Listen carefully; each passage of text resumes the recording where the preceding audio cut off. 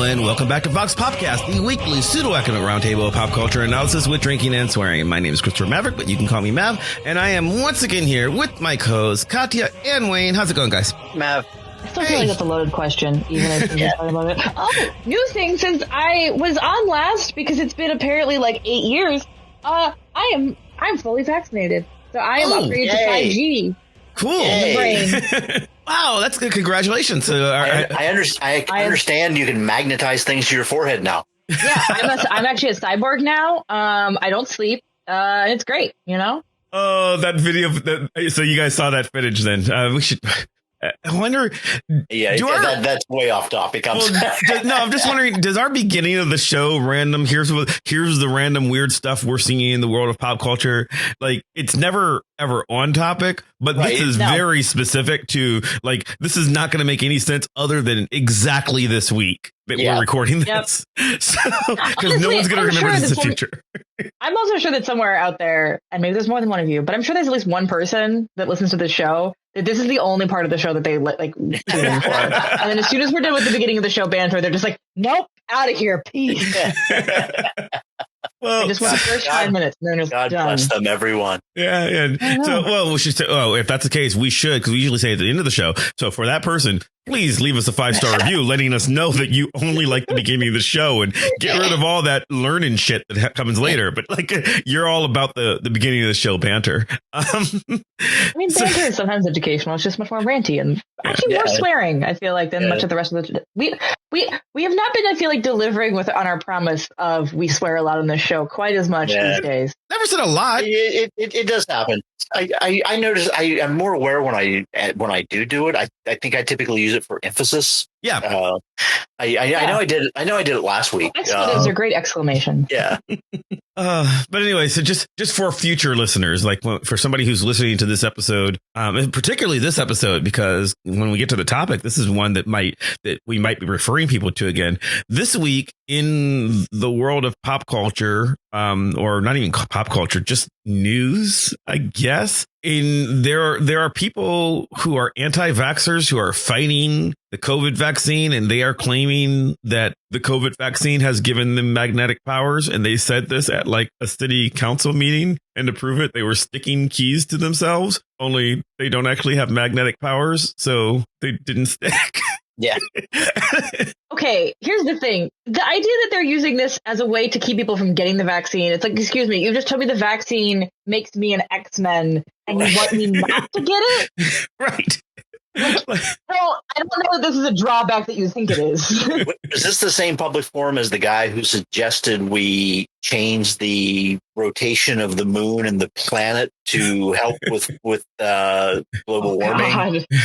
That actually happened too. Yeah. Oh, I didn't see that one. No. Guy asked, and it seemed to be very seriously. It didn't seem to be like, is there something we can do with the path of the moon that will help us with climate change or the rotation of the Earth? Can we fix that somehow? Like if we send Superman out to fly around the planet in reverse. And right. The thing I love about that idea is it requires you to know enough science to understand what's going on. Because in a way that sort of makes a kind of twisted sense, but also not enough science to understand, or also just practical thinking to understand why that doesn't work.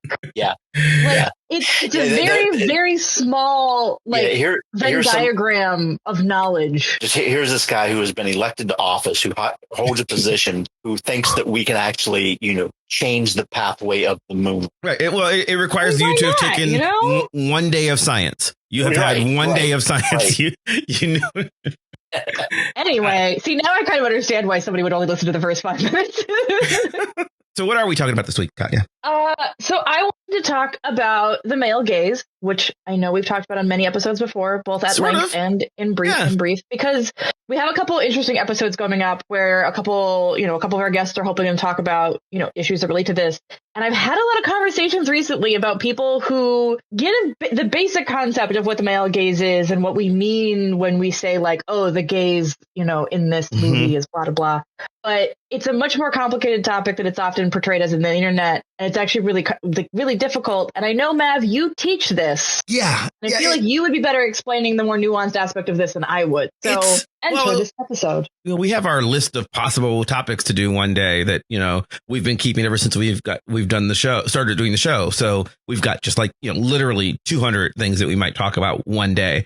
And this is one that it's been impossible since we first started, right? Like since we were, it was an early one, and we never got around to doing a show just about this, even though we reference it. So this is going to be a good opportunity to like sort of be a primer to what we mean when we say the term, and how not everybody, I don't want to say some people are wrong. I don't want to say it's necessarily wrong, but there are simplified in a lot of contexts, right? In a way that is sometimes kind of, or stuff's ignored, or it's overused. It's often overused in ways that I think are good intentioned, but not necessarily provably correct. Like Katya said, I teach a lot of gender and feminism classes for media studies. I'll teach, gender in comics, gender in literature, gender in film.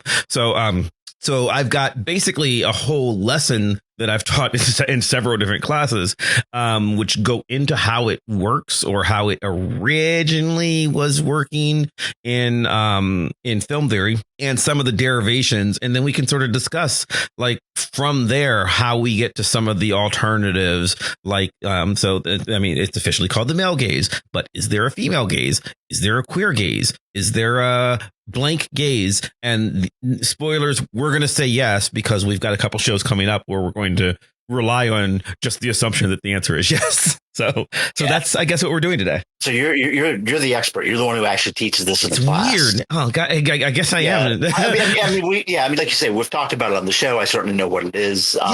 But you're the one who is most prepared to give us your male gaze 101. Male gaze 101. Okay, so the theory was formed by a woman named Laura Mulvey. She is a film theorist. She's a filmmaker, and she does a lot of film criticism.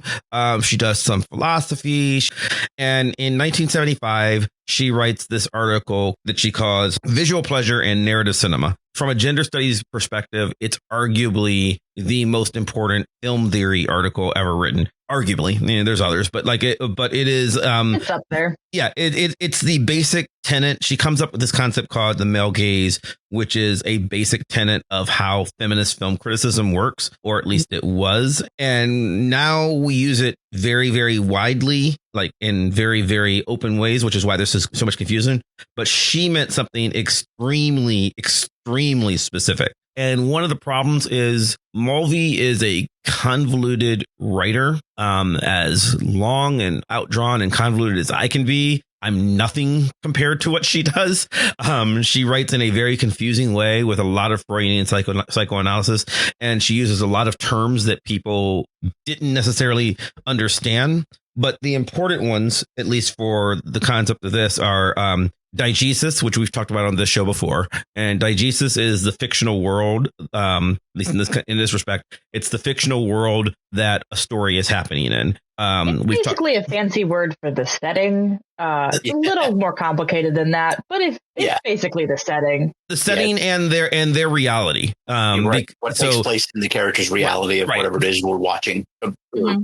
Music is the most clear one for me, because because with music you can say there's diegetic music because somebody in the scene walked by with a boombox, or somebody's playing a piano and you know that the characters can hear that piano. And then there's non-diegetic music, which is the sound that you hear when Darth Vader walks into a room. You know that Luke and Darth Vader and Leia, they can't hear the Imperial March song, but that Imperial March is there for us to mean Darth Vader. They just feel it in their soul. Yeah. So diegesis is it's the fictional world. Then she uses scopophilia, which is literally pleasure in looking. It's a sexual term, but it's not necessarily sexual. It means that we enjoy watching people perform for us. Whether it's us being voyeurs or whether it's us watching a movie, but we enjoy when spectacle happens for our enjoyment. Like that. It's why we like sports and plays. Yes. Mm-hmm. Yeah. We like to look at stuff. And then voyeurism is we like to look at stuff when they don't know we're looking. We like to look at stuff in secret. Exhibitionism is what it sounds like. People who like to perform for the joy. who like to be looked at. And then narcissism is, at least for Mulvey, narcissism is why we like watching movies. It is our tendency to put ourselves in the place of the hero in a movie or film or that we're watching or a story that we're reading. Because we're narcissists, we want to believe that what we're watching is about us. So Mulvey's argument is essentially that in film, or at least in conventional Western film, the camera is what she says innately male. She says all movies are made such that we assume that the camera walking around, it's an omniscient view that is watching other characters perform, but we assume that the camera is male, and the audience enjoys what she calls voyeuristic pleasure by watching these characters, these exhibitionists, perform for you. You are the camera, and these characters are performing for you. And if you are male, then you enjoy watching women because the male gaze theory assumes everyone is straight.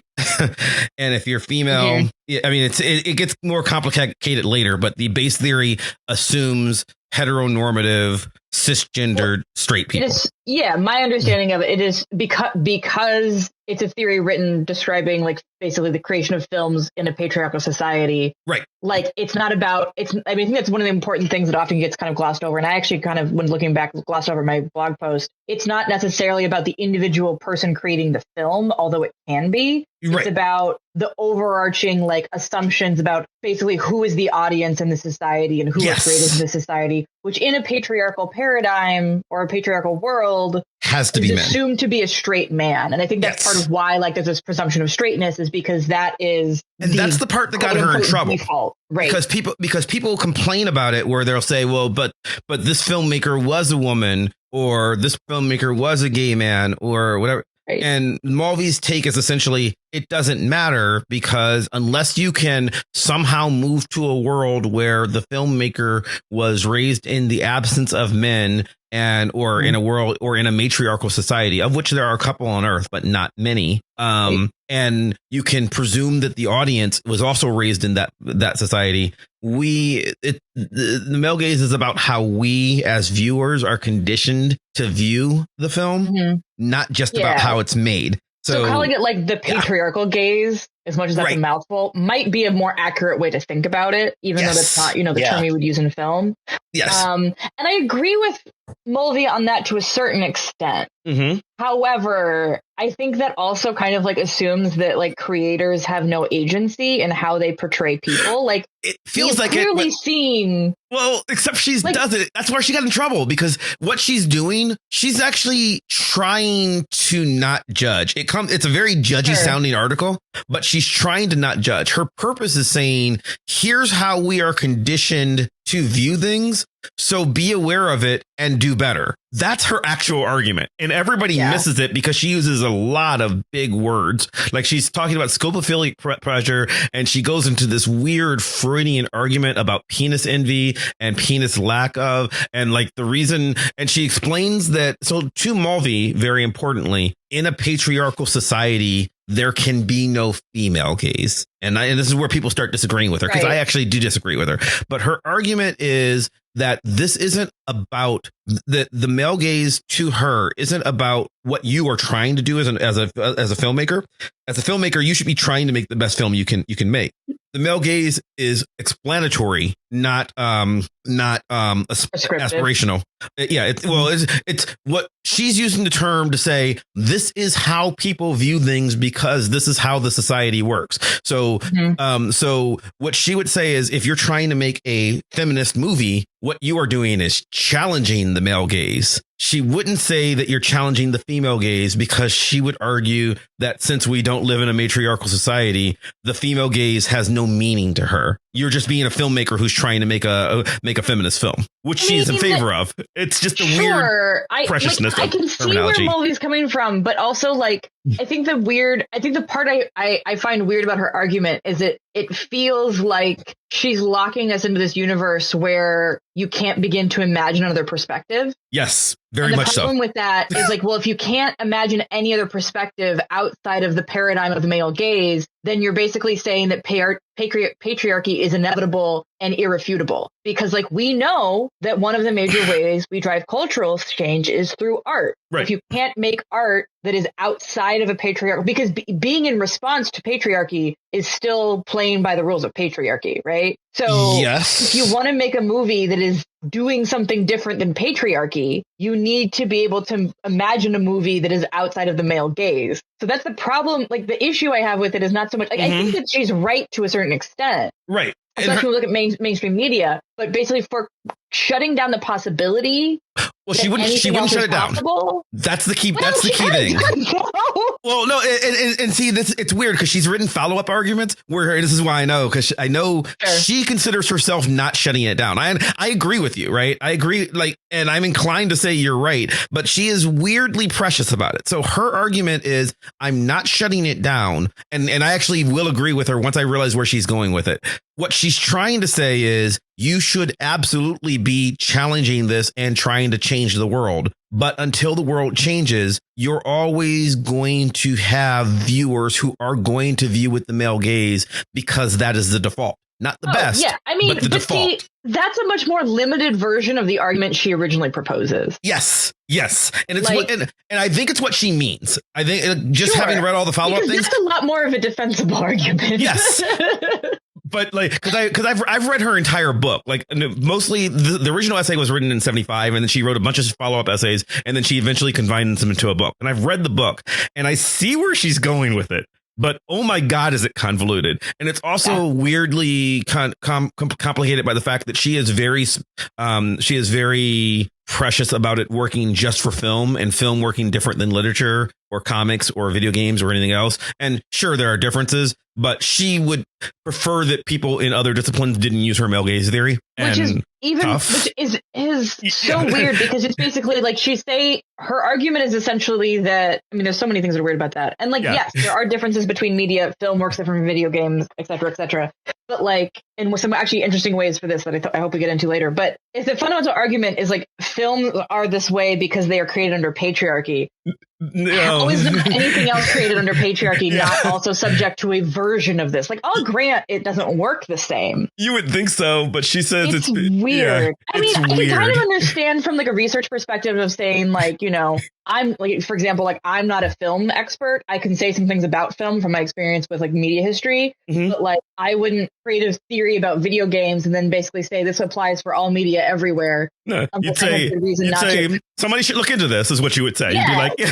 You'd be like, so I understand the idea of not wanting to basically say all media is the same, et cetera, even though all media kind of does a lot of similar things. Right. If you look at the other side of it, if we're talking about if the male gaze is it's on the viewer, we're part of the society where that's the way we are trained to view things. Right. So if that's the way we're trained to view things, then that's the way we view things. It doesn't matter what the media is. We the general or real life, for that matter. Or real life, right? Yes. If that is our conditioning based on our culture, and I agree with that 100%. Yeah, and she weirdly doesn't, is the thing. Yeah. She only agrees with it when it's film, and it's so bizarre. But that seems to be self-contradictory. And this is why we understand that the author does not fully determine the thing that they created, because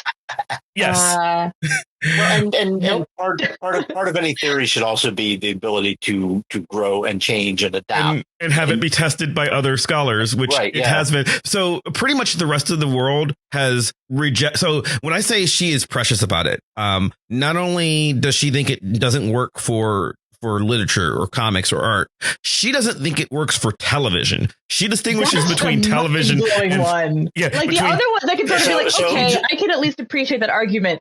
The TV thing is mind blowing, and I want you to talk about why this is. I need you to explain to me that if I see Fast and Furious in the theater, it's male gaze, but if I watch it on my big screen TV in my living room, it's not male gaze. It's not. Yeah. Oh no. And again, I am not subscribing to this. According to Moby, not necessarily. For the listener, I am not subscribing to this because I think it's wrong. But her argument is that the male gaze effect is created because of a combination of patriarchal norms, which we all agree on, right? And also a psychoanalytic view of how we view film when it's large and we are in a group setting. So her argument is that this effect happens because when we view film, remember I told you the terms, the narcissism and the scopophilia and the voyeurism. It can't be just scopophilic. It needs to be voyeuristic. So if you go to a play, if you go and see Hamilton, say that again without jargon terms. Okay, it needs to make sure I'm following. Okay, her argument is for the male gaze to work and create the effect that she sees in it, right? It needs to be voyeuristic. That is, it needs to be about you, the viewer, viewing with the understanding that the performer can't see you. And here's where it gets weird. If I go to see Hamilton, right? Like if I score Broadway tickets to Hamilton, and I'm in the front row and I'm watching Hamilton, I know Lin-Manuel Miranda can see me. So he's performing and he knows I'm watching him, right? And because he's an actor in a play, right? So she would say that's scopophilic, not voyeuristic. Okay. For it to be voyeuristic, gotcha. I have to be able to watch it, and I have to assume that he can't see me. I could do whatever I want in this dark room because it's film, so the performer can't see me back. She requires that it also has to be kind of pervy. Right. Yes. The male gaze becomes pervy because in order for it to work, right? Like I have to know that you can't see me. And even if you're in a play and you're pretending you can't see the audience, I know you can see me. So it doesn't count. And they know you're there. Right. Right. Right. So it doesn't really count. But the film performer doesn't know I'm there. Of course they do, though. That's why it's broken, because the actor knows that they're performing for a camera, but she says a camera is different than a audience. But the camera's not there by itself. There's a huge crew of people who are watching that performance. Yeah, it's not like insane. Well, and it's also the logic is insane. If the fundamental premise is film is like this because patriarchy doesn't change. Yeah. Away when there are people in the room. In fact, patriarchy kind of needs other people to be doing patriarchal things for it to work. This is why everybody skips this part. I exist in a universe by myself. It's only patriarchal if I'm patriarchal. Yep. I'm sitting here watching a film version of Hamilton in my room by myself at home. Uh-huh. That seems to fit that definition more than in a theater full of people. You would think so. but I mean, if I'm across the street looking in my neighbor's window watching their TV, that's even pervier and fits than it is mind-boggling, and when I teach that part, I skip it unless someone asks because it doesn't really make sense. And I think she's lightened up over it the intervening 40 years. Are you aware your students are watching you when you teach this? Yeah, and people have asked about that. Like so from the perspective of teaching, I am performing. So so there is scopophilia going on because I am exhibiting. I am the exhibitionist as I am standing in front of the class, and the class is watching me. So they are scopophiles in this situation. But under Mulvey, it's not gazy because I'm aware that because I can see them looking at me, and that matters. And they know that I can see them looking at me. So how did Zoom classes change that? Don't bother answering. Yeah, I don't know. I mean, Zoom was 75. Yeah. I expect it would complicate it though, right? Yeah, exactly. That in the Zoom class where the camera's turned off. I say that as a joke. But I think it doesn't, in the sense that I think she's wrong. Yeah. Like, I don't think it matters. Well, like I would grant that it means it has different consequences for how we are consuming media and how we interact with the male gaze, but it doesn't mean it poofs away. Right. Yeah. Right. Like, I mean, it's the same thing like with the media genre. Like, I acknowledge fully that this manifests in different ways in different genres. Yes. It doesn't poof away. There's no poofing here. Yeah. So anyway, so that's her base theory is that all film works like that all the time, right? Like, no matter what you're doing, it's going to be male gazy because because our society assumes the default male viewer. The default in our society, the default condition is to be male. To be female is an aberration that we allow women to have, right? When like we say default, we mean culturally default, not statistically default. Just yes.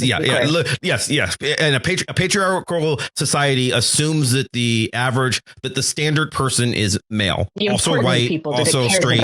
Yes, but like in her, but she's writing this about gender, so that's right. Well, and let me also throw in, I mean, part of that is also because of patriarchy.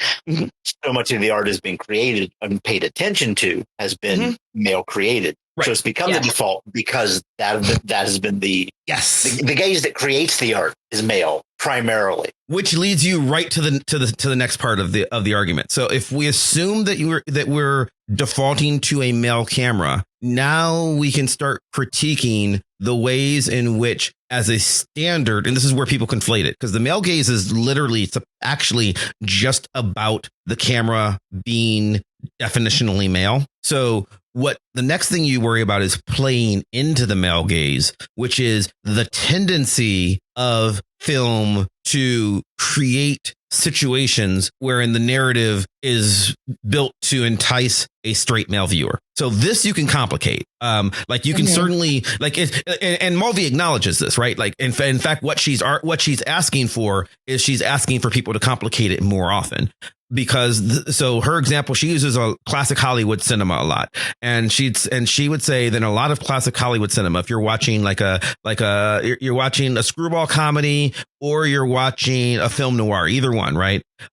There's a moment where the protagonist, where Bogey is there, right, or whatever protagonist, Bogey, Cary Grant, and the female lead enters the movie, and everything else stops so that the movie can look at the female lead, right? Oh my God, it's Lauren Bacall. We must see her legs. We must see her hair. We must see her boobs, right? We must pan up her body slowly so we can appreciate how beautiful she is. So time has to freeze so that we can gaze upon Lauren Bacall. And that's where the term comes from, because we're playing into the gaze. So that's where the male gaze part comes. Obviously in a lot of films, this happens more often. This happens more. I use for my really key examples for my students that in fact I'll probably use them on the YouTube version of this. I tend to use the first Transformers movie, because I don't want to use old films because they don't know them as well, but just things that they might have seen. The first Transformers movie, when Megan Fox shows up, it's just a lot of panning over her belly button and watching her bend over and work on the car, and she's doing something. So the movie hasn't really stopped. She's talking, but we need to get a good 30 seconds to appreciate how beautiful Megan Fox is, right? That's probably the main reason why she's doing what she's doing. Right. Like, right. No real narrative consequence to what she's doing. Yeah, the consequence is this is their meet cute, but we needed to, but more importantly, it's our meet sexy with her, right? That's what it is. And then the other one I'll use is just because it's very blatant, I'll use American Beauty. Yeah. And this is narratively playing towards the male gaze, right? Because in that scene, he imagines it being even more than it is. But when Kevin Spacey's character sees Mina Suvari's character, everybody else in the room disappears. She starts dancing in slow motion. There's lots of close-ups of, close up of her legs, close up of her stomach, close up of her breast, close up of her hair. And you're moving really, really slowly. You watch her caress her own body slowly, things that don't make sense, but that are done for it's every 80s movie where the hot girl walks into the room and the wind machine blows through her hair and, Dream Believer plays. It's every Whitesnake video. Every Whitesnake video. Yes. Those are all playing to the male gaze. And Mulvey, this is where people get confused, because people think that the way most people use the term male gaze is we say, and that's bad. And Mulvey doesn't actually think it's bad. She's weird. For an old lady, she's like hella into she's an old lady now, but she's, because she wrote this originally in 1975. She's still alive. she's hella into sex and kind of kinky and stuff. So, and funny. She doesn't want it to stop. She just wants them to make movies where they do that to men too. That's like her actual goal. I actually kind of this is something I actually agree with in Mulvey, because this is actually what I think about what is missing in a way in sort of like representation of women in video game culture, right? Mm-hmm. Because there's a lot of discussion, I mean, rightfully so, about representation of women. It has always been complicated at best. And like male gaze par excellence, because when like even more than the film industry now, like, I mean, the video game industry in the 80s was much more like what the film industry was sort of like much earlier on, because it was almost entirely male creators. I mean, still is for a large degree, but that's changing. Mm-hmm. And for a predominantly male audience, whereas now that is absolutely not true. There is at least gender parity in gaming. If not, there might actually be a slight edge of women, depending on what surveys you look at. But and I'm marking over, but you know, fun things. Because I feel like a lot of there's been a lot of improvements in representation of women in games, and mm-hmm. a lot of the conversation is centralized, like, oh, well, we have to desexualize female representation, right. And I'm like, no, we can still have sexy video game characters, and this is why I brought up Lara Croft. Mm-hmm. In the blog post, because Lara Croft is, I think, the best explanation of this. Lara Croft is absolutely an expression of the male gaze. Even the creators admit this. They mm-hmm. made Lara Croft to be a sex symbol specifically for adolescent and young men.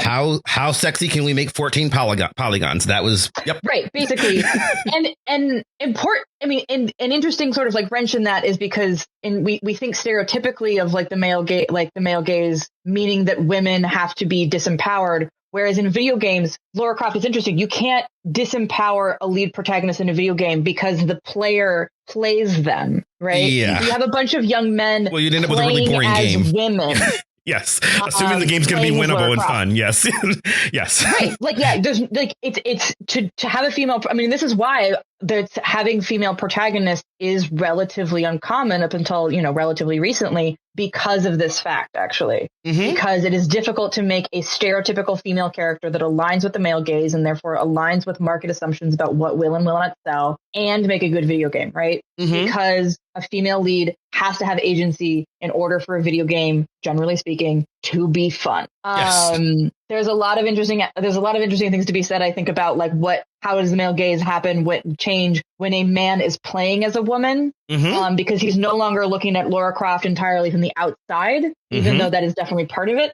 But the point I wanted to make on this was that there are absolutely tons of women who love Lara Croft. Yes. She's extremely popular in the cosplay community. She is extremely popular among the female gamers. I will not say like unilaterally, absolutely with criticism and and deservedly so. But there are women in this world of all sexualities mm-hmm. and feminine folks who are not necessarily identified as women who want to be sexy. And yes. that sexiness, like the way that they want to be, they feel sexy, sometimes mm-hmm. aligns with the stereotypical male gaze. And I don't think there's anything wrong with that. That's the problem. That there should be space in the game. I think there should be space in mm-hmm. video games to have feminine presenting characters who are sexy in traditional ways. There just also needs to be other options. And to your point, one of my favorite things about The Witcher, the most recent one, is there are jokes kind of like sprinkled throughout about basically the way that Geralt is objectified by women. Mm-hmm. And I think partially because the Witcher series has had even entire game mechanics. We've talked about this mm-hmm. on the show, entire game mechanics over like basically Geralt's sexual conquest. Mm-hmm. And I love that they kind of like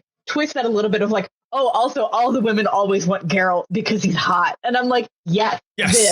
And that's what she wants. Scenes. See, Mulvey would 100% agree with you. She would 100% agree with you. That's what she wants. And she gets really upset that people have missed that in her work because because people use her a lot to say that sexy is bad. And she hates that. She hates it. Because in some ways that would be a different version of the same problem. Mm-hmm. Like, because you would also be denying female sexual agency. But there should also be, I mean, this is why, again, Witcher, like mm-hmm. there's like several scenes where he's going to have a bathtub, that there's the slow pan, and it's like very, but it's directed towards a muscular, attractive dude. Mm-hmm. Like it's the same camera techniques that would be used for the male gaze for a female audience. And I would also argue for a male audience who want to have a power fantasy of being desired by women. Yes. I think it's a little trickier, and this is where I would agree with her as well. So she has a point. This is something that I teach in my class a lot, that a lot of people skip on when they're teaching Mulvey.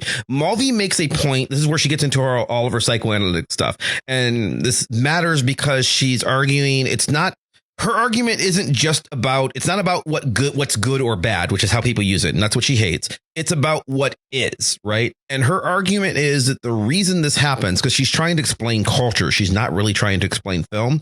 She's arguing that under a patriarchal system, and this is, I'll use an exact quote, man is reluctant to gaze at his exhibitionistic like. So her argument is you don't want to look at dudes. Yeah, that really was what it comes down to. And I think it's changing, because she's basically saying, remember, she wrote this in 1975, right? Yeah, she's saying that that we make these movies and we make the hot woman as eye candy for the man, and then as a female viewer, I have to either be gay, which she's okay with. I have to either be gay and enjoy watching women perform for me, or I have to somehow derive pleasure by associating myself with somebody that men think is hot. There's nothing for me to drool over. That's her argument. This is where video games are different. Yes. Because if you are playing Witcher as a guy, you are being asked to put yourselves in the shoes of Geralt. So, and she's asking for that. If you believe, but that's my point, though, is why I think that like you can have a fantasy of desirability where Mulvey, I think, is saying that you can't, because in video games, if you are a guy or a woman and you are being asked to be Geralt, simultaneously being objectified insofar as you identify with the character, and also objectifying Geralt, you're doing both at the same time. Because in order for a video game to function, most of the time, you have to have some level of belief that you are the avatar. Right. Because your actions are directly instantiated in the avatar's actions. They're leaning on the narcissism aspect is what she'd call it. Yeah. Yeah. So I'll grant Mulvey her thinking about film. I don't think the same would be true of video games. I think you can have it both ways. Well, and I think, I don't think she thinks that you can't have it both ways in video games. I think she thinks that you can, and that we should be working towards a world where you do. Again, she's writing in 1975, right? I think that in 2021, yes, I think that's exactly the answer, right? I think she's hoping for a world where Magic Mike is a thing, right? Because it's specifically for film. She's very much hoping for a world where, because she says man is reluctant to gaze at his exhibitionist like. We live in a society where women are trained to enjoy being beautiful, and she says that men are not trained to enjoy being beautiful, and in fact reject it. So she's hoping for a world where both can, where you're not required to be, but both are good with it. I'm going to introduce her to glam rock. Yes. I think it's more complicated than that. I think it's absolutely more complicated, but that's her theory. Sure. Yeah. No, yes. I think it's more complicated than that. So that's where it becomes weird, right? Because people skipped that part, and what they used it for is, and this is a negative of people that I would normally prefer to agree with. There is a whole segment of feminist film criticism which used Mulvey as an excuse to say, right, so here we go. We need to get, anything making sexy women, anything that plays to the male gaze is bad. And she's like, no. That's not what I want. I want there to be options. Because she wasn't trying to be aspirational. She was trying to just be descriptive. She was trying to say, this is how this works. I want it to be able to work both ways. And I don't know that we got there, because here's where, because we're going to fast forward to 2021 now. Hard. Well, yeah, nuance is hard, but also I think you end up with, I think that in a video game or in a film, I'm trying to think, okay, so a very obvious film that is trying to be pro-woman and pro-sexy is a movie that Katya and I both enjoyed. I don't know if Wayne ever saw it, but Harley Quinn, Birds of Prey. Yes. Yeah, it's absolutely trying. It stars Margot Robbie, right? It's impossible to make her ugly. So like they cast one of the hottest actresses in the world in the movie, or she cast herself because she's also a producer, right? But she's in the movie and she makes the movie that she wants, and she's also active and enjoying her sexuality, but not limiting herself to. She's not performing for men; she's performing for herself. I think that's that's how I watch the movie. That said, if I'm just a dude bro who wants to jack off to Margot Robbie running around and killing people, that movie, like, you can't stop me. That movie gives me the male gaze because we live in a society where you can't get away with it. And Mulvey would consider that a plus in a weird way. like she'd be like, yes, this is exactly what I want. I can kind of understand why. I mean, not that I'm going to say that's either a good or a bad thing, but I think, like, if your point is just basically there needs to be diversity in media and you're not interested in foreclosing different ways of using media, then that makes sense to me. Yeah, and that's what she's asking for movies like Birds of Prey. That's like literally what she wants. And she wants Magic Mike to exist. And she was saying at the time they don't. Now, the problem is, and this is where it comes, because I would when I teach Mulvey, I usually also teach a more recent critic, Christina Lucia Stacia, who says, and she goes into action movies. And she argues, and this is an extension of where a lot of stuff with the male gaze goes. Mulvey is working in a world where, and again, it's 1975 for her, right? So she's working in a world where a female heroine, I'm going to use action movies, even though it's not specific to just action movies, but a female heroine in a film is essentially a damsel in distress, right? That's the woman's job. Her job is to be pretty and to be saved, right? And as Katya said, video games are better than that, or eventually. I mean, different. Yeah. They are different. I won't say better for reasons I want to get into, but okay, they're fair. different. Yeah. Well, yes, they are not. But Mulvey would say that in the 70s, that's what she had. In the 60s and 70s and 50s, she had women who were waiting to be saved. And she wanted there to be heroines, I guess, if you want to be specific to being female. And then we get to the modern action movie where it's 2021 now. It is not rare for there to be a female action hero or a female superhero, a super heroine in comics for Wayne and I, or Tomb Raider for as a video game. Those aren't rare. Stacia's problem, and Stacia does not limit herself to film the way Mulvey does. She uses the term the same way that I do, which is to describe everything. So Stacia's problem she specifically names Tomb Raider, and she names the movie Mr. and Mrs. Smith with Brad Pitt but anything like that. She says she loves these films. However, we've entered another phase because we view things with the male gaze. The only way we allow women, at least according to Stacia, to have agency in the action world is if they are conventionally heteronormatively attractive. Yes. And I'm glad you brought this up because this is the issue with video games, I think. And I would say she's right. I mean, I'm not going to say she's 100% right. I'd say she's right 99% of the time. Yep. Well, there are exceptions. Yeah, but there are exceptions, but they're rare. As an overarching truth, yes. So Tomb Raider works because we will allow Lara Croft to kick anybody's ass, to kill anybody. We'll allow her the full range of human emotion. We had comments about the fact that on the blog about one of the interesting things about this is not what this episode's about, but the way Tomb Raider deals with her emotion. If you want to come on the show, I'm on the show. With her emotions and PTSD, and Lara Croft is a very complicated character, and we allow her that full range of emotions because her boobs are huge. Yes, and she's also, hot. The comment is also because she's a woman. Like the idea that women get to be emotional, like a female character gets to be emotional, experience PTSD in its full range because as long as she's hot. As long as she's hot, but also as long as she's female, because a male character doesn't get to do that. And then another thing, it's like there are exceptions. Like I brought up a few in the comments from actually Witcher, I think is one of them, although to a lesser extent, as well as it comes up in Metal Gear Solid, the Metal Gear Solid franchise. But I think that that he's right in the sense that it is very rare to have a male protagonist talk about trauma and PTSD in a video game, and it is easier, especially for like the time periods in which that is appearing in Tomb Raider, for that to happen because she's a woman and we expect women to be emotional and all that kind of stuff. We absolutely should do a show on that. We definitely need to do that as a different show topic, but it is relevant to the gaze thing because what people miss about Mulvey's male gaze is she's not just, again, she's being descriptive. She's not just critiquing our view of femininity in film. she's also critiquing the view of masculinity. Men are not allowed to be emotional. Men are not allowed to be beautiful. Not allowed to be on display. Yes, emotionally or physically. Yes, and men are to be an active agent of of force, and women are to be a passive agent of this is her problem, a passive agent of reception and of beauty, and emotion, and she hates that. She wants both genders, and she says both. It's 1975. She doesn't say all. Times have changed. Times have changed. but she wants both to be able to have more options.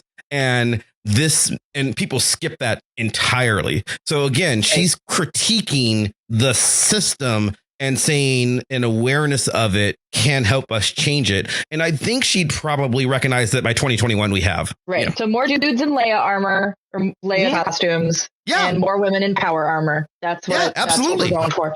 I mean, and so, but the thing I do want to go back to Laura Croft, because again, I think she's a really good example of a lot of different problems with this, because there is the issue also, I think, of how we get around the male gaze, right? Because I think a lot of media industries have assumed it's like, oh, well, if we add female characters to things, it will be better. And it's like, no, like the male gaze is a critique of representation. It assumes that women are included. And like Laura Croft is an interesting example because like I said, it was made specifically with men in mind. Like she was not made to be a feminist icon. And even the aspects of her character that people read as feminist, like the fact that she has agency, the fact that she's like a super intelligent badass and she is empowered, is actually not a diversion from the male gaze. It is part of it. Like, so the original creators have talked about the way that like her agency is what makes her sexy. And it's kind of like, not quite in the language of being a dominatrix, but also not that way. But basically the idea that the fact that she can kick the male player's ass in real life, if they, if she existed in Meatface, is part of why she is sexy. So she is given agency because, like, to fit the male gaze as it appears in video games. And I think this is both what makes it possible for her to be this kind of like early feminist icon of gaming, despite all of the complexity, and also be part of the problem. Because it's basically the thing you were talking about, where women get to have agency, but only certain kinds of women and only some of the time. And specifically, only if that agency is not in conflict with the male gaze. Because I think that's the issue I see in video games still, where when you see better female representation, it's often because they're completely desexualized. And that this is no longer part of their character. Like the video game industry hasn't figured out a way to do both. And it's largely because the vast majority of developers, especially at major studios, are still straight men. And I think, and I'm not saying that it's like, oh, if you're a straight dude making video games, you're a horrible person. But it is, I think, hard because there is not a tradition of making other kinds of representation in this industry to create other kinds of female characters, non-binary characters, trans characters, all kinds of like diverse characters, because they're still working from the model of that is their experience and that is the history of gaming. And so they just spit out versions of the same. They like just reskinned versions of the same characters. So they just basically took male characters, gave them boobs, and that was it. Yes. And like that's not like it's once it's not better, like it is better in the same way that Laura Croft was better than what came before, because before that you didn't really, Laura Croft was the first time I ever saw a woman in a video game, other than technically Metroid, which you don't know. You don't know for most of the game. Right. You don't know that Metroid is a female until like the very end of the original game. So like, which in and of itself is kind of amazing. But Metroid is an interesting case. I have a question though that I don't know the answer to. So this is a question for Katya, and I'm going to loop Wayne in a little bit because I think it's the problems that you're describing of limitations because of just who the creative teams are absolutely still affect comics. Overwhelmingly. And there are alternatives. There are female creators. There are non-binary creators in comics now, but overwhelmingly male, overwhelmingly white, overwhelmingly straight. And I think, I think it's important to acknowledge also that just because a woman makes a female character does not mean it's better. Yes. Yeah. Because if you are still designing according to existing existing models of characters, you are probably going to make something that is going to basically conform to the male gaze as much as your predecessors. Like, just because a woman made it doesn't mean it's better. Just because a man made it doesn't mean it's worse. That was part of my question, because at least in the comics world, and I don't know enough about the video game world other than what you were just saying a moment ago. I mean, I know some, but a lot of the solutions in comics are, because I want to get into how this plays with the question of, well, but men are like this too. So we'll get to that in a moment. But in comics, a lot of the solution to, oh, well, we want to make this for women. Well, actually, no, for girls, because it's usually for younger women. And I'm not, I say girls not to be disparaging to adult women. I say girls because I mean children. Under the age of 14, under the age of 12. Back in the day. Children. I'm talking, I'm prepubescent, 12-year-olds. So a lot of, typically the way we made comics for girls was we make a female character written by a man or a woman, and then we just desexualize her. Women don't have sexual thoughts. Done. Right. And so the problem goes away. Right. And to tap onto what you said, or what was being said earlier, that idea of you create a video game character and you make a female just by adding boobs. Right. I mean, in comics, I'm thinking very specifically Marvel in the 70s, and this was a very specific. We need to trademark these names before somebody else does. Mm-hmm. We need to have She-Hulk. We need to have Spider-Woman. We need to have whatever. Mm-hmm. So suddenly we had this influx of brand new female characters with their own books, who are the male character gender swapped. Yeah, they were exactly that. Yeah, they really, and some of them, there was a brief attempt to, and I do this in my class when I'm talking about this part of the 70s. They actually hired some female writers for some of that stuff, at least initially. Like Roy Thomas's wife wrote one of them. Night Nurse. That sort of thing. Night Nurse, right. Yes. And it was a good idea. Now, they didn't last very long. They didn't last long. And part of, but they were also still writing to the formula that all comics were written at that time. So but after that, so when Night Nurse fails, when the Cat fails, when the original Ms. Marvel fails, what they do, they try to make it for, rather than making it for teenage girls, they try to make it for young girls. So they just desexualize everybody. Yeah. So it's never an issue of, is she too sexy, because you make it for children. And that sort of happens today, right? So like, that happens in the game, that happens in video games all the time that are for adults, like, and in ways that sometimes make sense. And so I wouldn't necessarily say it's a bad thing. So like, for example, I was playing Destiny. I was thinking about this while I was playing Destiny this morning. So Destiny is a first-person shooter, very similar to Halo, made by the same people. And you can pick your own avatar, race. You can be a robot. Interestingly, there are both male and female presenting robots. I know there are lore reasons for why this exists, but I still always find it weird. And as far as the actual game is concerned, like there will be some different responses based off of the race you pick, because there are like cultural things within the game for like different, groups. But as far as I'm aware or have noticed, in either Destiny 1 or Destiny 2, I don't think it responds to the fact that you have a gender really at all. Okay. And it even says, I think, on the most recent character selection, and for Destiny 2, I can't remember for Destiny 1, but for Destiny 2, when you make your character, I even think it says, which I looked this up before the show, it says, do you want a masculine presenting or feminine presenting? Not quite presenting, but it basically says masculine or feminine when you're picking your avatar selection. So it's just, does your body have boobs? It's just, does your body have boobs? Okay. Yeah, it's basically what is the frame that you want your skin to appear on? That sounds creepy. You're out of context. Well, that was my question, right? So in a game like that, where there is no meaningful narrative consequence, and also there's like no relationships, there's no idea of sexuality. Like, it is just, I shoot things and I save the world. Like, in that context, I have zero problems with it. And in fact, the fact that it isn't, like, the fact that the game is not gendered, like avatars are really not gendered in the game, I think for that genre, I don't know if it's the best way forward, but it seems like a really good one. Well, if I'm playing Fortnite, it's like that, right? Like, if I'm playing any first, not, I shouldn't say any first person shooter, but in general, a first person shooter, like, I'm just the meat body. I mean, I'm just the body that's running around shooting. It doesn't matter.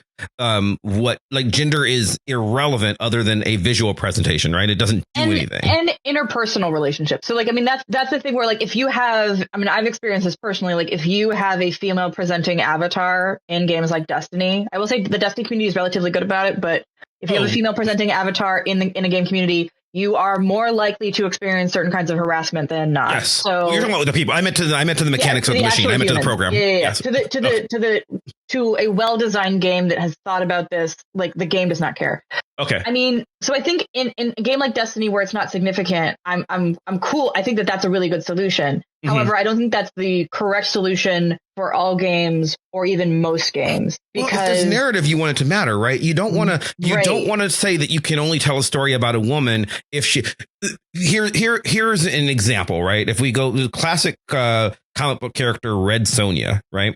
Red Sonja is essentially Lady Conan. If you're not familiar with the character, there's other differences, but she is if you know who Conan the Barbarian is, Red Sonja is a female barbarian, very similar. The Red Sonja character specifically is, or at least classically, is cursed to not be able to have. She can never lay with a man unless he can defeat her in physical combat, but she is the greatest warrior alive, so therefore she is effectively cursed to remain a virgin. So let's just take sexuality off. That is a weird. That is okay. So let's just take sexuality out of the program, and that becomes her character because that was their way of take sexuality out of the program, but also in the most patriarchal and weird way possible. Absolutely, and it lasts from the 70s up until I think Gail Simone drops it in like 2010. It's like 40 years. Could that be any more creepy? Yeah, it is. She's like, no, this is horrible. No, awful. But yeah, that was like the premise. But their reasoning is now we don't have to deal with like the sexy part of it. And by the way, Red Sonja is a character in a chainmail bikini, so she's oozing sexuality visually, except for this weird story trait that is supposed to remove it. Yeah, and I think that's where I feel like the like sort of like neutering characters is is a problem just because it's like you're not actually solving the problem, you're just making it go away. Well, you're ignoring it. You're ignoring it, and you're pretending it's not real. Well, it's also heavily implied that Conan could probably beat her, but he respects her as a warrior, so he doesn't. Yeah. So Conan. So weird. Conan could beat her and fuck her, but he won't because, well, that would be wrong. Right. Yeah. Right. Now, never mind all the other pillaging he does. It's bizarre. But then to do a more recent example, there is the character of Carol Danvers. If modern listeners probably know her as Captain Marvel in the MCU. Classically, she was Ms. Marvel. She was the original Ms. Marvel. Ms. Marvel, who's Kamala Khan, is a newer character, but Carol Danvers was Ms. Marvel for a long time, and then for really good reasons, honestly. At one point, they decide the original Captain Marvel was a character who's been dead since the 80s. So they decide, you know what, it's time. Carol's been Ms. Marvel for long enough. We're going to promote her. We're going to make her the new Captain Marvel. Okay, fine. Yeah, I'm going to throw a footnote in here. The original Marvel Comics version of Captain Marvel. Yes. Yeah. Not the original Captain Marvel, but that's a whole other podcast. That's a long episode that we're, yes. So anyway, weird footnote, but yes. And then they decide we're going to make Ms. Marvel, Carol Danvers, into the new Captain Marvel. And when they do that, they erase a lot of her history, much of which was really problematic. Yeah. But one of the definitive things about Ms. Marvel, the character, was that she was kind of promiscuous and she's an alcoholic. Not anymore. She struggles with it. So they wanted her to be, a good aspirational feminist character for young girls. So let's just ignore that and put her in a. She's not a person. Yeah, well, she's in a full. Like, I actually like the new Captain Marvel series, where she's in a full. She's in the costume from the movies, the full bodysuit. That's what she wears. She used to wear an extremely sexualized one piece one piece bathing suit with with very high cut legs, and a thong. And the original costume had a belly window. So yeah. And so she was like uber sexy. And again, she's an alcoholic and she's a party girl. And that just all goes away overnight for bad storyline reasons that I'm not going to get into because that's a whole nother episode. But they basically erase all of it in order to make what a writer who I really like, Kelly Sue DeConnick, who writes Bitch Planet. She's the one who does this. And I really like her work. But she restructures the character to be somebody that she feels like she can look up to, essentially, and that young girls can look up to. And my problem with it was, if you're going to do that, okay, first off, I have no problem with having a character like that, create a new character, because now you've said that you've just gotten rid of this one, your one high profile promiscuous drinking character. Right. That's what I meant. Is it sort of like you're saying that basically like, oh, okay, because like young girls can't look up to this woman, which also the fact that like the idea that that's not possible is also kind of weird. Yeah. She's also a rape survivor. She's also a rape survivor, which is now just completely. Why would you erase that? Oh my God. It dehumanizes her in so many ways. I have a whole academic article about erasure. Rape. Yeah, because it's like I get the impulse of like wanting to make something that is child friendly, but yeah, I agree. Like make a new character because you're basically saying rape survivors can't be heroes. Yes, especially to young girls, who, by the way, statistically, not small number of them are also rape survivors. Yeah, this is probably another episode too, but I'll touch on it because I've written about this. I've done an academic article about this. There's a problem in the popular. Hannah's not here, but she would even say this. One of the biggest problems in geek media is we need a storyline. We need a storyline trope here. So we want to give trauma to this woman, so we're going to rape her. That's something that happens. It's the Game of Thrones. It's the Game of Thrones problem, and it is a problem. And I will agree. That it is a problem. So Carol Danvers was one of those characters, and the problem is, they were trying to fix it, so they erased it, which I have problems with. But also, that's not as common in comics from the big two as you think as it seems like it would be, but it's actually not, because the comics code precluded it. So like of the high profile of Marvel's high profile rape survivors in comics, there were 3. There were Carol Danvers. There's other people who, maybe, but the high profile ones were Carol Danvers, Mockingbird, and the female Hawkeye, Kate Bishop. And in the last 4 years, they have erased the rapes of Mockingbird and Carol Danvers. And that feels icky to me. It's super icky on so many levels. Yes. It's super icky. Let's just not talk about it. Jessica Jones. Yeah, let's not talk about it.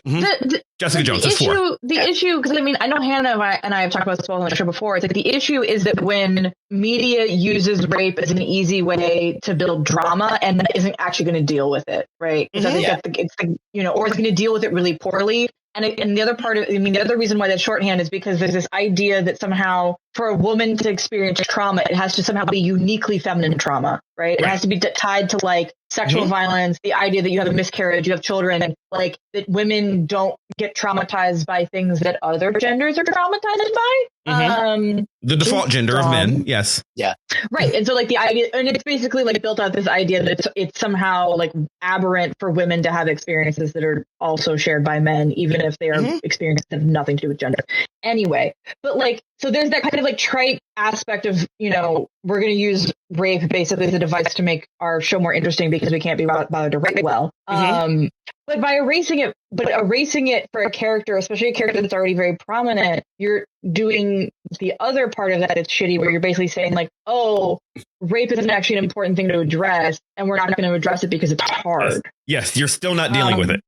You have continued to not deal with it, but now you've done it in a gross way. You've not only not dealt with it, but then you've also said that it doesn't matter. Yeah. Which is worse. Because you're basically telling women that like actually you should basically keep all of your stuff, like that's all private and no one wants to hear about it. And so not only does it not matter to us as a society, it shouldn't matter to you individually because that's a you problem. Yeah, and the ways in which it's done, we might have to do a whole episode on it. The ways in which it's even done is just awful in every way. But the reason I brought it up because I don't want to go too far down that line, except to say that is still a male gaze issue, because that's what Mulvey's actually trying to get at.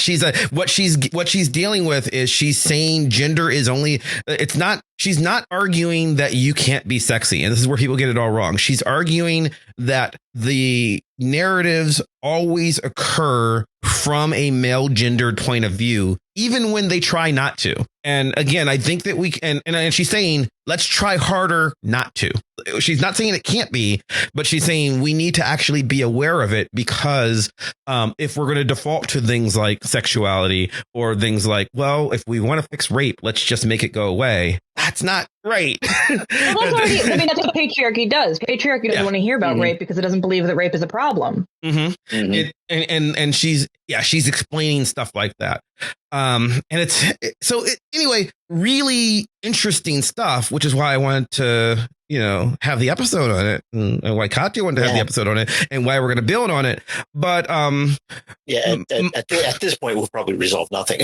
Right. Which is why you need to tune in for our upcoming episode. Right. Well, not to interrupt this entire conversation, but I mean, this is go on for days. Yeah, we're gone, and there's a lot more to talk about, which is why we're doing this as a primer for further episodes. This is the homework episode. Yeah. This is very much the broccoli episode. My big takeaway. This is what I try to always get my students to understand. I'll teach like 200 level feminism classes, right? You've had your intro class, or you've maybe read stuff on the internet, so stuff like you've heard of the Bechdel test, right?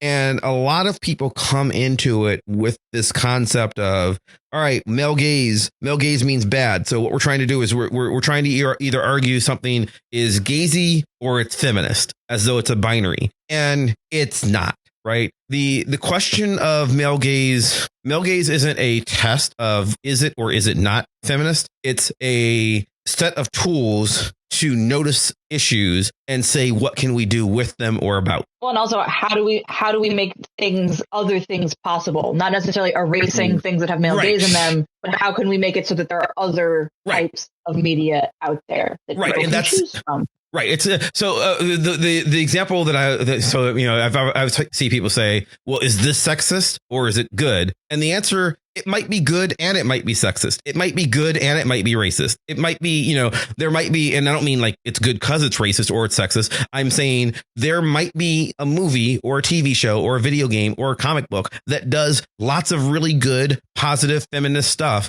and also some really bad negative stuff. Yeah. And frequently probably are. So that's what this is about. It's trying to discover the issue. And also, again, just to back up, because I know it's a big point to Mulvey, just because it's sexy, that doesn't mean it's anti-woman. One of the big problems with not just the erasure of rape and stuff, but the erasure of sexuality. There's a point in, I guess it's like around 2010s, right? When we suddenly have this point where there's this big push to like sort of get rid of all the sexy women's costumes in comics. Mm-hmm. And there's like, oh, well, this has been male gazy. So like all the women who had uber sexy costumes, like, bathing suits or bare midriffs or Power Girl's boob window. Power Girl is a character that's has been defined since the 70s as she is a Superman-esque character. If you don't know who she is, but she's a Superman-esque character with large breasts and a boob window on her outfit. So she's so you can see the cleavage. You could see her cleavage, and people have complained about it being sexist for years and years and years. And in 2011. DC reboots their universe, and they use this as an opportunity to change her costume and give her a less stacked appearance, and they gave her a full costume that was more modest. and they're like, oh, we're going to fix this problem. And you know what happened? A bunch of women who were large chested and had been cosplaying Power Girl for years wrote in and said, what the fuck are you doing? Right. Yeah, like, I have one character. Yes. Yeah. It was a lot of because they made her, and they're like, because there was a lot of criticism from women who said, well, why does she have to have huge boobs? What are you trying to say? What are you trying to say? And then some women have huge boobs. But some women have the reason why the character was made that way. But it's like both things could be true. It's like the Laura Croft problem. This could have been made to capitulate to a male audience, and it is also true that there are women who are like this. Both can be true at the same time. What was weird about it is like she's not the only big boob superhero in existence by any long stretch of the imagination. But in the context of big boob superheroes, she had a very distinct body type, more so than most of them, and she was known for it. And she was a favorite. And and in order to appease one group, they didn't take into account that different women have different sensibilities.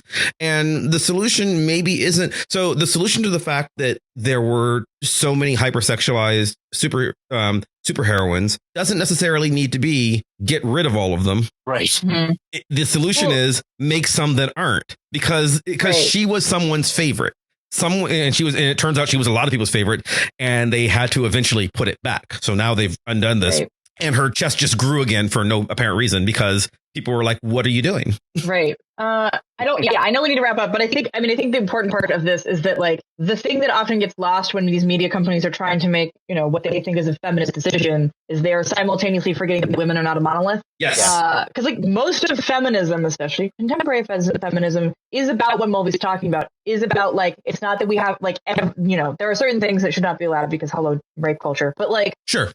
when it comes to stuff like media, it's like the idea is like it's options. You should be able to have different kinds of characters so that different kinds of people can identify with different types of things. For men, women, whatever your gender is, like just have options. Just have options. And that goes for men as well. It gets lost so often because a patriarchal society also takes away choices for men, but it takes away choices and leaves them with a weird default, which seems powerful and at the top. So it's not as noticeably bad. Doesn't mean it's not bad. It's not as noticeably bad. Well, it is at the top, but it's also it doesn't mean that there isn't a price to pay. There isn't a loss. Yes. It doesn't mean that there isn't loss. Yes. Like, so she would offer for that too.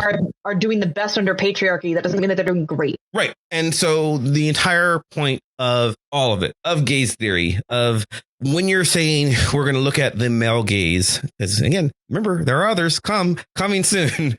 When you're saying we're looking at the male gaze, what you're saying is, what can we say about this narrative? And I'm using that term broadly: video games, movies, books, comics, right? What can we say about this narrative in that it's constructed in a world which assumes that the default viewer is male? And we will talk next week, in fact, when we're talking about the fanboy gaze, about like some of the ideas of the queer gaze, which goes into this, which doesn't necessarily mean gay as much, which is going to come up a lot, because I know what Matt, our guest next week, I know what he wants to talk about. So we're going to talk about ways in which this is very much complicated by things like Katya's talking about. What does it mean when probably most players of Tomb Raider are male? Mm-hmm. And so you are asking a bunch of presumably heteronormative men to place themselves in the objectified view of a female character.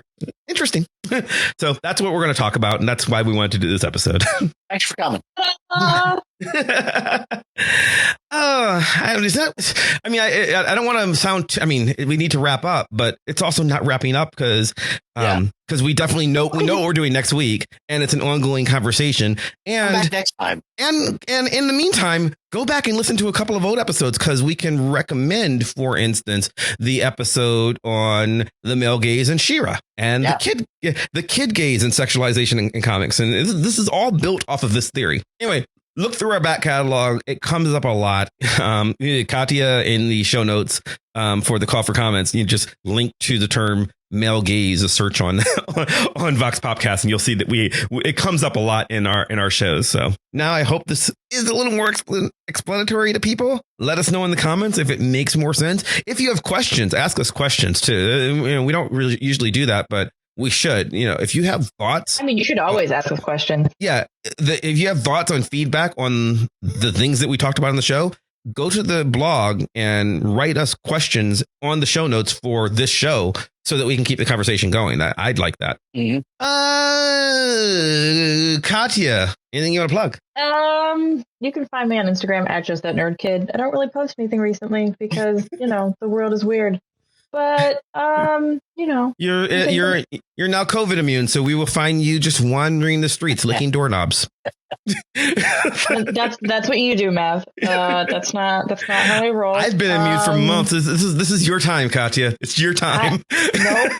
I'm gonna go with a hard nope on that one. No, what do I have to plug? Just be a nice person. Read a book. I don't know. Be cool. Wayne, what about you? To one another. Yes, be excellent to one another. Come to my Instagram, tetrock2012. I got it this time. You remembered your Instagram name. I did. I come to my Instagram and gaze at my photos. Hey. It's not really a male gaze or a female gaze. It's more of a... The first person to come up with a comparative analysis of the difference in perspective between Wayne's Instagram feed and my Instagram feed wins. Well, I don't know what you win. Yeah, actually, Wayne's feed rarely has people in it. Wayne's feed is a lot of, look, here's the rock I saw. Comparative analysis because there's pictures of me in clothes on all over mine, which is... And that was a weird thing because most of my life I take pictures of people and I draw pictures of people, whatever. And somewhere along the line, I got into let's take a picture of things. Yeah, there's a lot of found still life. Yeah, a lot of found. Yeah, it's all found stuff. It's what catches my eye when I'm out in the world. Mm-hmm. All right. And let's see, you can follow me on Twitter or Instagram or Facebook, all of the places, always at Chris Maverick. You can follow the show, all those same places, at Vox Popcast. You can also follow the show's blog at www.voxpopcast.com, where you can read the show notes for this show. You can read calls for comments for our next show, including the one that we talked about earlier. Next week, we will be talking about the fanboy gaze and how it's an extension of the male gaze. So write us questions that we can talk about, that our guest for next week will be able to talk about, and keep reading and see what we're going to talk about in the coming weeks, because we've got some interesting show topics coming up. You can also subscribe. Just a topic even. Oh yeah. So it's just a topic. If there's something you want to hear us talk about, write us an email. Let us know what you'd like to hear us do a show on, because that's always interesting. We like having tasks to research because we're giant nerds and it's fun to go do extra homework. Also, please subscribe to our YouTube channel. We finally hit our goal. We've actually moved well past our goal, and now our next goal is 1,000 listeners. So let's get us there. We're at 100 something. So we definitely want people to subscribe to our YouTube feed, where you can see visual representations of the show, and you can also see my other podcast that I'm on, Gosh Golly Wow. So we've got 2 shows for the price of one on the YouTube channel, and YouTube's free. So it's a really good deal. So subscribe to us there, leave us comments, watch the show, tell your friends. Also subscribe to us on iTunes or Stitcher or Spotify or wherever the hell else you get podcasts from. And do us a favor, leave us a 5-star review, especially on iTunes or Apple Podcasts. That helps other people find the show by boosting the algorithm, making us more popular. And it just makes us feel good. It's always nice to read a little argument, but tell us that you finally understand the male gaze because of, the things that we've talked about. So it's educational and fun. That's what I want to know. Edutainment? Is that what it's called? Edutainment. That makes sense to me. I accept it. Yeah. I would like to thank Maximilian of Thoughtcore Music for our epic theme song, building ever so more epically and playing us out. I'd like to thank you at home for listening, and we'll see you next time. Bye.